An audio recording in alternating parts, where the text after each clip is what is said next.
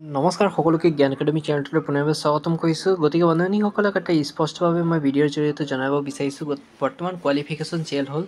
আপোনালোকে যদি LP teacher হ'ব বিচাৰে আপোনাৰ কোৱালিফিকেশ্যন কি থাকিব লাগিব সেই সম্পৰ্কে আজি ডিছকাশ্যন কৰি দিম। লগতে UP টিচাৰ, আপোনাৰ PGT টিচাৰ, HS টিচাৰৰ কোৱালিফিকেশ্যন সম্পূৰ্ণ আজি আপোনালোকৰ লগত মই ডিছকাশ্যন কৰি জনাই দিব বিচাৰিছোঁ। গতিকে আৰম্ভ কৰিব বিচাৰিছোঁ। প্ৰথমটো আপোনালোকক কৈ দিব বিচাৰিছোঁ LP টিচাৰৰ ক্ষেত্ৰত ভেকেঞ্চিত আপোনাৰ যদি এপ্লাই কৰিব বিচাৰে তেন্তে আপোনালোকৰ হাই ছেকেণ্ডেৰীত 50% থাকিব লাগিব, লগতে ডিগ্ৰীত পাছ হ'ব লাগিব আৰু DLEDত পাছ কৰা হ'ব লাগিব, লগতে টেট কোৱালিফাই থাকিলে আপোনালোকে LP টিচাৰৰ কাৰণে এপ্ৰুভেল হ'ব বা ইলিজিবল হ'ব। ঠিক আছে না। নেক্সট আপোনালোকৰ UPৰ ক্ষেত্ৰত মই জনাই দিব বিচাৰিছোঁ।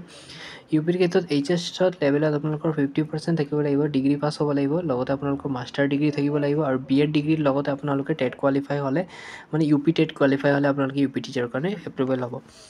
নেক্সট আপোনালোকৰ PGT আৰু HS টিচাৰৰ কোৱালিফিকেশ্যনৰ ক্ষেত্ৰত কৈ দিব বিচাৰিছোঁ। ইয়াত আপোনালোকৰ হাই ছেকেণ্ডেৰী পাছৰ লগত BEd ডিগ্ৰী লাগিব আৰু মাষ্টাৰ ডিগ্ৰী কোৱালিফাই হ'ব লাগিব, লগতে টেট কাম ৰিক্ৰুটমেণ্ট এইটো নতুনকৈ আহিছে, টেট কাম ৰিক্ৰুটমেণ্ট কোৱালিফাই হ'লেহে আপোনালোকে ইলিজিবল হ'ব। ঠিক আছে বন্ধুসকল। নেক্সট আপোনালোকক কৈ দিব বিচাৰিছোঁ PGT টিচাৰ আৰু আপোনালোকৰ হাই ছেকেণ্ডেৰী টিচাৰৰ কোৱালিফিকেশ্যন ছেম নহয়। আপোনালোকৰ degree plus master degree plus আপোনাৰ টেট কাম ৰিক্ৰুটমেণ্টৰ লগতে BEd ডিগ্ৰী থাকিলে ধুনীয়াকৈ আপোনালোকে এপ্লাই কৰিব পাৰিব। গতিকে এইটো মই কোৱা কথা নহয়, নতুন নটিচ মতে এইটো আপডেট আহিছে আৰু এইবাৰৰ পৰা ডিগ্ৰীটো ভেলিড দিয়া হ'ব LP লেভেলত, মানে ডিগ্ৰী কোৱালিফাইড টিচাৰ মানে ডিগ্ৰী কোৱালিফাই থাকিলে মানে ইয়াৰ ক্ষেত্ৰত প্ৰিফাৰেঞ্চ দিয়া হ'ব LP টিচাৰৰ ক্ষেত্ৰত। গতিকে ইমানে কৈ সামৰণি মাৰিছোঁ। ধন্যবাদ।